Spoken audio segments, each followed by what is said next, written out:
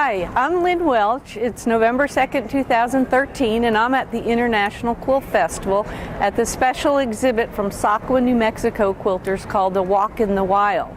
This piece of mine is called Aspens on Sandia Peak, and it came about via inspiration. Whenever I travel, I take photographs, and I had the joy of going hiking in the Sandia Mountains about a year ago, and I took lots and lots of photographs, and we were going down the trail and we came upon this opening, and in through the woods were the aspens, and at that time they were at their full fall glory. They were just gold and shimmering in the sunlight, and the walkway was covered with leaves and pieces of wood and plants, and I took this photograph because I was so inspired by the scene, and I thought that would make a great quilt. And then the Sakwa, New Mexico group threw out a challenge called A Walk in the Wild, and I thought that would be just perfect for this theme. So my inspiration came from that hike that day with my husband and friends. The way the piece is constructed is all done with machine applique.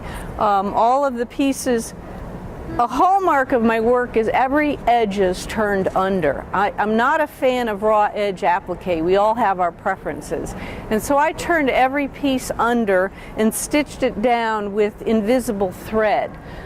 So you can't really see the thread. And then it's extremely heavily machine quilted. One, because it was going to be a long, narrow banner piece, and I wanted the stiffness of all the quilting.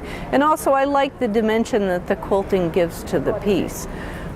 So that was done, but it's as if you were peeking through a couple of trees off into the forest, and there was this gnarly branch with all these pieces of wood coming up in the foreground of the photograph. I originally printed an 8x10 photograph of this piece and cut it up into 3 slices, and I took the middle part of the photograph to make this long, narrow banner quilt, because I found it very challenging to make a long, narrow banner quilt. This is 16 inches by 66 inches, and it was challenging to make, but it turned out to be one of my favorite pieces, so I was really happy to make the piece and then to share it with the world at the Houston Quilt Festival. Thanks.